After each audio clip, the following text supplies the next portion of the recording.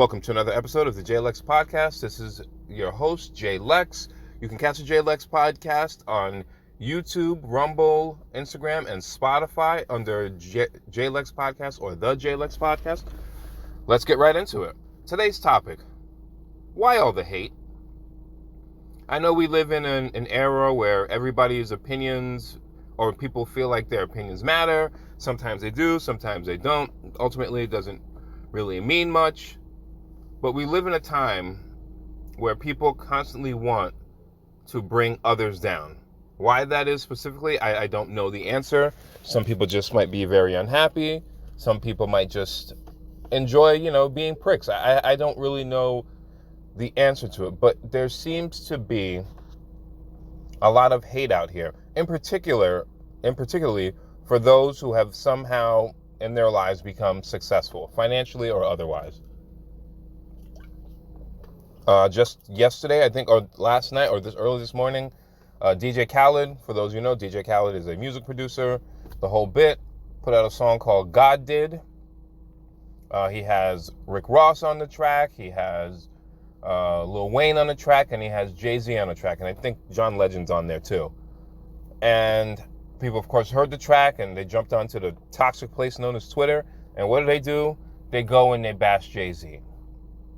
One of the greatest rappers, I know it's subjective, but he's clearly one of the greatest rappers, if not the greatest rapper to have ever been in the game, bar none. Successful, as far as I know, he's a billionaire, he's got a beautiful wife, the whole bit. And you would think that people would want to emulate him. Maybe not specifically related to music or anything along those lines, but from a business standpoint, what he's been able to accomplish, given where he's come from. If you know his story, I won't get into all that, but if you know his story, he came from the bottom and built himself up to ultimately become a billionaire. He's up to a couple other people, I believe Rihanna and Kanye West, both under his tutelage or whatever the case might be, they became billionaires. Even though celebrities aren't the most important people in the world, things like this should be celebrated and emulated. This man came from nothing, came from the bottom, used to deal drugs, and now is a not a multimillionaire, but a billionaire. Multiple business ventures, the whole bit. And all you get out of a certain section of the population is nothing but Jay-Z hate. And I will never, ever understand it. The reality is this man should be celebrated for coming from nothing, because that is ultimately what you look to accomplish in this world, okay? Most of the people, whether you're talking domestically or internationally, are coming from the bottom. Very few people are already at the top, or know people who are at the top. You have to claw, you have to work your way up from the bottom, you have to work odd jobs, things that you may not want to do, all in an attempt to make sure that you can build yourself to the point where you can have some financial freedom, whether you're working for a corporation or whether you're working independently. It takes a long, long time to breed success. It takes a long, long time to be at a point where you're comfortable. It takes a long, long time. And even after you get to that point, you still have to continue to work in order to stay there. There are very few people in this world who can stop working tomorrow and never have to worry about anything for the rest of their lives. You have to continue grinding and you have to continue working. And there just seems to be, and I don't know specifically where it's coming from, but there just seems to be a lot of negativity when it comes to one Sean Carter, aka Jigga, Jay-Z, blah, blah, blah. You know what it is already. And this goes to a bigger point. There seems to be a lot of hate going on in society instead of people trying to lift one another up. Now, look, I get it. You're not going to get along with everybody, and I get that. But if you see somebody, we have to be able to compartmentalize and say, okay, I may not like said person, but what they're doing is actually pretty cool, and you don't have to, hell, you don't have to support them. But the negativity that's going on in the world amazes me. The negativity in the world where it's more negative than positive is look, I get it. Times are a little rough right now. Gas prices are up. I mean, I know they've gone down a little bit, but are still up. Inflation is crazy. But we have to find a way we can be critical, but we don't have to be hateful. We don't have to dislike everything going on. To see a guy like that come from nothing and now be at a point where he's got a family, he takes care of his family, he's prayed and repented for his sins, who knows, but he does a lot of really good work in the community, and all people seem to have for him is just endless hate, endless disgust. If you listen to the track, it's a really good track, or his bars were fire. You got all these people out here saying that they're tired of the Jay-Z thing and blah, blah, blah. Here's the reality. When you're good at something and you boast about it a little bit, there's nothing wrong with that. Nothing wrong with being a little cocky sometimes. There's nothing wrong with it. When you are good at something, I don't care if you're a medical doctor, I don't care if you're an entertainer, I don't care whatever the case might be. When you're good at it, you don't have to be arrogant, but you have to be confident. And there's nothing wrong with that. People want you to stay on their level. They want you to be somewhat submissive. They want you to not be braggadocious, which I get to an extent. But damn it, if I am good at something, okay, I'm going to say to you, I've talked to you before, I'm a certified personal trainer. I've been doing it for a long time. And I'll say this arrogantly, but I say it very confidently. I'm pretty doggone good at what I do. I'm very good at what I do. And I apologize to none of you over it. And as I was saying before, there just seems to be a whole lot of hatred out here. Whether it's Jay-Z, whether it's, so I'll go more into it on another day, but interracial relationships. All you see on fucking Twitter is people hating on interracial relationships. Only if it's a black man and a white woman, or another woman, I should say. But if it's the other way, it's okay, which will be another topic I'll talk about another day. But it's okay. It's okay in one direction, but it's not okay in the other. When people catch hell, and there's a lot of people in interracial relationships who catch hell from family members and random people online who have nothing better to do with their lives than to sit there and spit hate, as if somehow that's going to affect those people's relationship. You're wasting your time. And the craziest part about all that is, you won't do it to their face. There's very few of you who will have the balls, the testes, to go up to somebody and spit garbage at them, spit your nonsense at them because you don't like the fact that they're in an interracial relationship. As if somehow it affects you.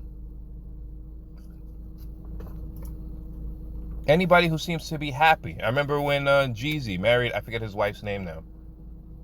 I don't know, she's an Asian woman, and they got married. And there was just all this endless hate towards Jeezy and his marriage. No, nobody gives a damn what you think. Just because you're a keyboard thug and you think you can go out there and spit bars. But it's okay when it's in the other direction. When it's a woman, Meghan Markle, who's half black. Everybody woke their they behinds up 3 o'clock in the morning, got dressed up to watch the wedding. Last I checked, Prince Harry, or former Prince Harry, I guess he lost his Prince title, or former Prince Harry, isn't black that I know of. Now, on a personal level, I think it's great. I hope they're having a good time together. I hope that they're raising their children together and doing all that. But I didn't see no hate from black Twitter then. But if it's the other way around, all of a sudden it's a problem. If you're a successful, we'll say, black man who worked hard and built himself up into something, and that person happens to fall in love with somebody who isn't of the same race, all of a sudden they're a coon. They're a sellout. They're an Uncle Tom. If, heaven forbid, you're a black woman who sits here and says, some of y'all need to take accountability for the actions that you took, all of a sudden you're a pick-me. I didn't even know what a pick-me was up until like a week ago or 2 weeks ago. You try to go out there and you try to throw all these shaming tactics and you throw things at the wall to see what sticks. And you know what happened? It used to work. It used to work a lot.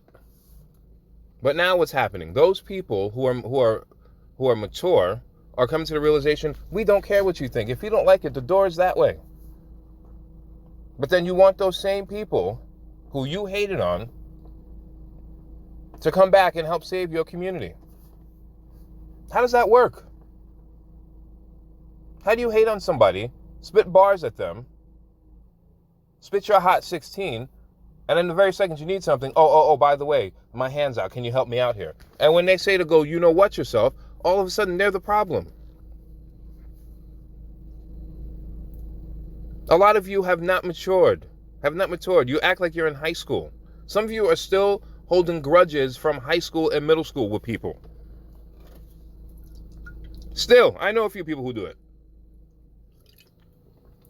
They see the other person. It's not as if this thing happened a year or two ago. This happened 22 years ago. You're 40. Get over it.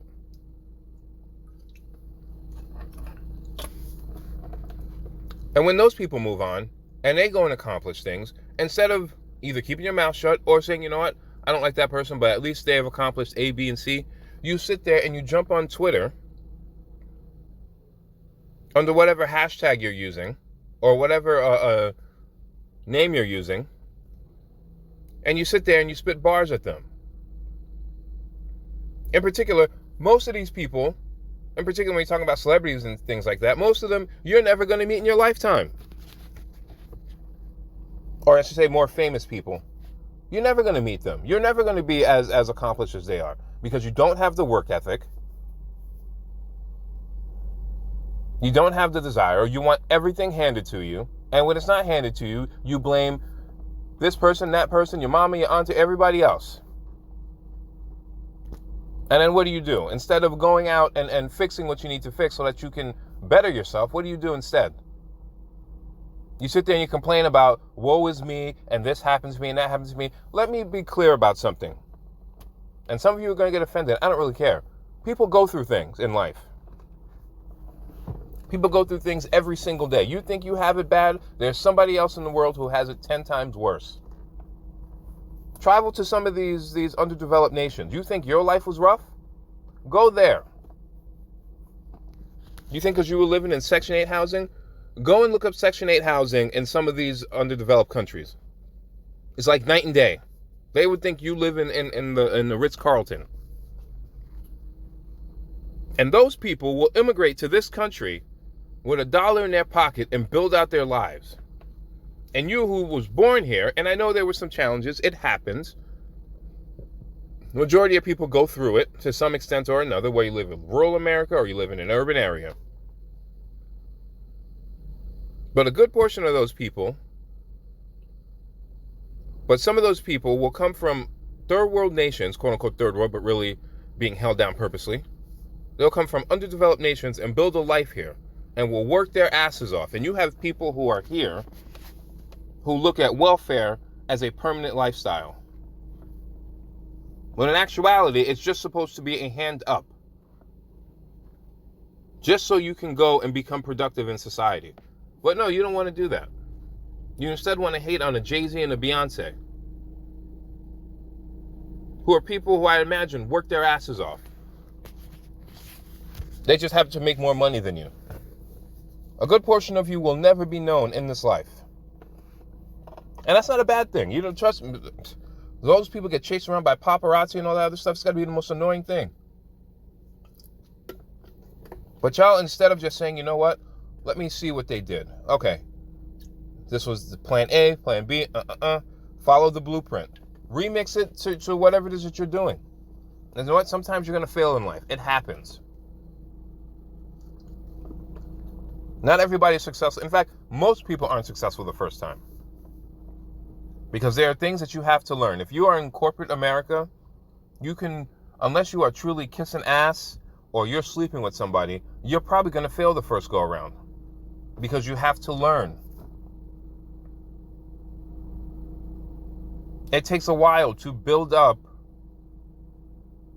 a business, to build relationships, to build a network, to build trust. That all takes time. And a lot of y'all don't want to hear this because you know it's the truth. You want everything handed to you. You know how many people I know of still to this day play $20, $40, $60 a week in the lotto, hoping and praying? I watched my mother. I watched my mother. She worked in a factory for damn near 20 years.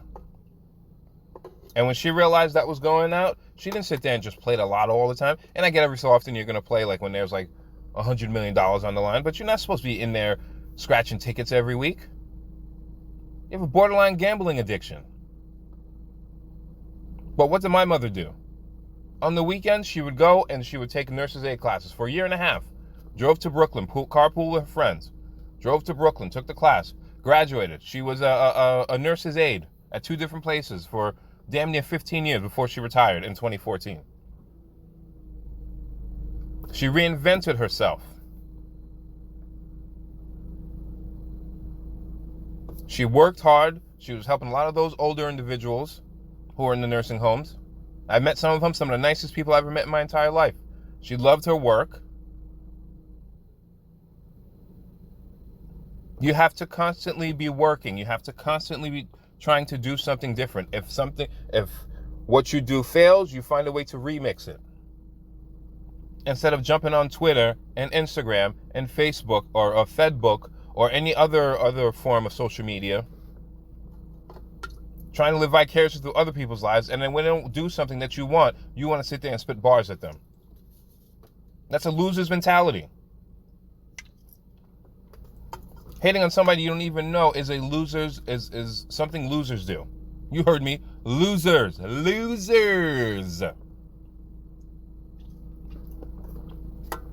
It's ridiculous.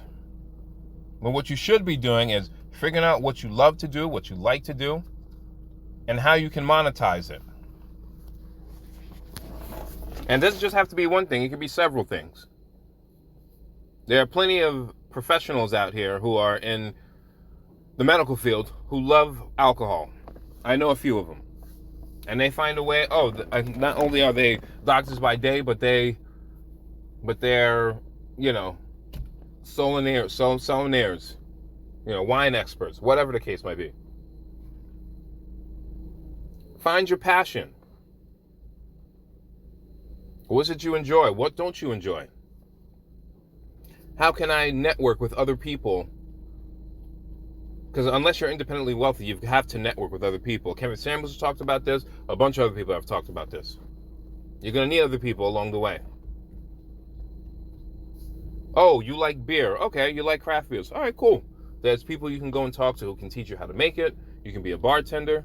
How many school teachers you know of who are also bartenders? They're on their hustle. Some of them like it, some of them don't.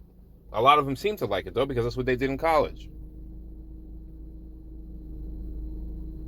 There are people who have day jobs who also run restaurants. Like, here in the United States, where they're not perfect, but the opportunity is there. And I know, when you go into more like trying to get loans and things like that along those lines, I know that there were practices done to keep, in particular, people of color from getting loans. I get all that. I understand it. But don't let that stop you. Go out there, network with people. You should be going to at least a couple networking events a week if that's what you want to do. At least 2. You should be making regular phone calls. You should be emailing. You should be meeting for lunches, for coffee, for dinner, like the whole bit. You should be asking questions instead of being online trying to live vicariously through a bunch of people who don't even know you exist. And then when they do something successful, you want to hate on them. Y'all are losers for that. That's low-life shit right there. Quite frankly, you should be ashamed of yourselves. I know I'm getting a little harsh here, but sometimes it has to be said. Don't live vicariously through a bunch of people who don't know you exist. Put your work in. You don't need to be known. You need to be financially stable. Stop living, unless you work for the E Network or TMZ, these people don't exist in your world. Get out there. Network. Stop with the self-loathing. Stop with the hate. Because all you're doing is keeping yourself back from accomplishing many wonderful things in this world. Enough with the hate. Enough with the loathing of other people. Unless they've done something to you personally, they don't exist. Stay on your path. Anyway, thank you for tuning in to another episode of Jay Lex Podcast. Please, you can catch the Jay Lex Podcast on YouTube, Rumble, Instagram, and Spotify. Take care. Till next time.